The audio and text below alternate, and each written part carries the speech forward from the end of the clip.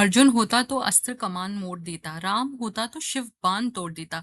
सत्य और असत्य का परख वोरक नहीं जानते। वो पारुल गुलाटी मालकिन है, उसने जबान दी थी, वो निशर बंद कर देती। फिर भी इनोसेंस ने पारुल गुलाटी की बात नहीं मानी और उन्हें इफेक्ट कर दिया था सर्कल ऑफ शक में। रफ्तार की बातें हमें रफ्तारी से याद जरूर आती है, लेकिन यहाँ पे निशर की मालकिन पारुल गुलाटी ने मालकिन होने का औहदा जो निभाया है, वो ना कोई डिटेक्टिव तान्या पूरी पूरी कर पाई अपनी डिटेक्टिव दिखाकर, ना कोई मेंटलिस्ट कर पाया लाइक करण द मेंटलिस्ट जो माइंड रीड करा सके किसी भी इनोसेंट या ट्रेटर का। और ही ना ही कोई एस्ट्रोलॉजर भी उतना अच्छे से प्रिडिक्ट कर सकता है कि कौन क्या है, कौन ट्रेटर है, कौन इनोसेंट है। लेकिन पारुल गुलाटी ने ये चमत्कार कर दिया था, ना एक बल्कि दो-दो सही कर तरीके से उन्होंने श्योरिटी दिखाई कि ये दोनों ही ट्रेटर्स है। जैसे एक था हरमन जिसको उन्होंने आउट कर दिया था, और दूसरी थी शक उनकी क्रिस्टल पर, जो वो 100% श्योर थी, हरमन से ज्यादा श्योर थी और कॉन्फिडेंट थी कि क्रिस्टल ही ट्रेटर है। फिर भी लोगों ने उन पे विश्वास नहीं किया। फुकरा इंसान और साहिल ने उन पे आरोप लगाया कि आप जाकर सिर्फ अपने बालों की दुकानों को संभालिएगा। लेकिन फुकरा इंसान को तो ये भी लग रहा था कि भाई मैंने मुनावर को निकाल दिया है, मैंने सबको इंस्टिगेट कराया था कि मुनावर ही होगा और उसको निकलवा दिया, लेकिन अब ये ज्यादा लाइमलाइट में आने लग गई।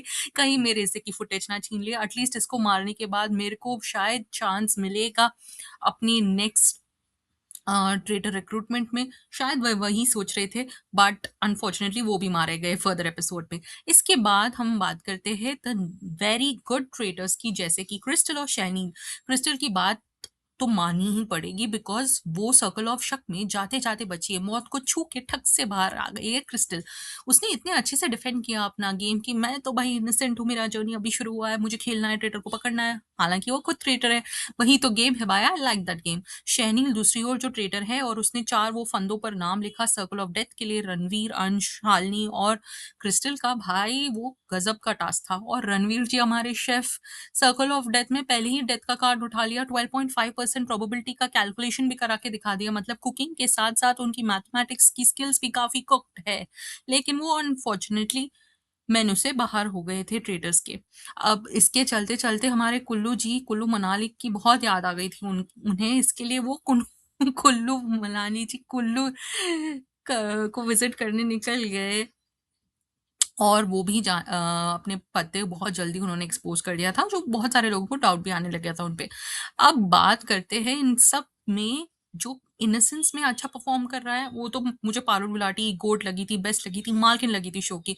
बट इन सब के बाद मुझे अभी प्रिश थोड़ा ठीक है। Rida is a very strong contender मेरे हिसाब से, एंड रिदा के अलावा I think the next good player in innocence are none. मुझे कोई सही नहीं दिख रहा इतना इनोसेंस में जो ट्रेटर्स को पकड़ने की क्षमता रखे, रीता के अलावा। अब इन सब के बाद मैं अगर बात करूं जो हमारी क्वींस घूम रही है, त्रिमूर्ति क्वींस की, जो पारुल गुलाटी ने इनिशियल एपिसोड्स में कहा था, जो है शालिनी, वसीह, अपनी मल्लिका शेरावत और श्वेता तिवारी। भाई ये तीनों क्या कर रहे हैं? मतलब जैसे श्वेता ने डायलॉग मारी थी राइट, कि वो लोग बालों पे, सर पे सिर्फ बाल लगा के घूम रहे हैं और उनका जो दिमाग है वो घुटनों पे आ गया है, वो सही बात है भाई। मतलब मल्लिका ट्वेल्व करना चाहती, शाली पसी अपनी दाल की कहानी सुना रही है, और श्वेता आई डोंट नो वो कहाँ पे किसको देख रही है, क्या करने की कोशिश कर रही है। बट उनका मैं बहुत एडमायर करती हूँ, बिकॉज शी एडमिटेड कि जितना वो इंटेलिजेंट खुद को समझती है, वो शो पे आने के बाद उनका ये बबल बस्ट हो गया है। मतलब वो ट्रेडर पकड़ ही नहीं पा रही है। अब इन सब के बीच आपको क्या लगता है कि कौन जीतने वाला है, ट्रेटर्स या इनोसेंट? अब जिस तरह से इनोसेंस जा रहे हैं राइट, शैनी ने सही डायलॉग मारा था, भाई आप लोग गलत रास्ते पे जाने के सही ट्रैक पे हो, बीच में खड़े हो, वही कर रहे हैं इनोसेंस। इस हिसाब से तो मुझे लग रहा है कि ट्रेटर्स बहुत जल्द जीतने वाले हैं, और उनका नेक्स्ट रिक्रूट होने वाला है प्रिश, जो रिदा को इन्फ्लुएंस करने में मदद कर सकता है, और वो लोग बहुत सारे इनोसेंस का मर्डर कर सकते हैं तीनों मिलके। अब आपको क्या लगता है? अपनी राय कमेंट्स में ज़रूर बताइए, और ऐसे ही अनफिल्टर्ड अनहिंज्ड बातें सुनने के लिए मेरी चैनल को सब्सक्राइब करना बिल्कुल मत भूलिए। धन्यवाद।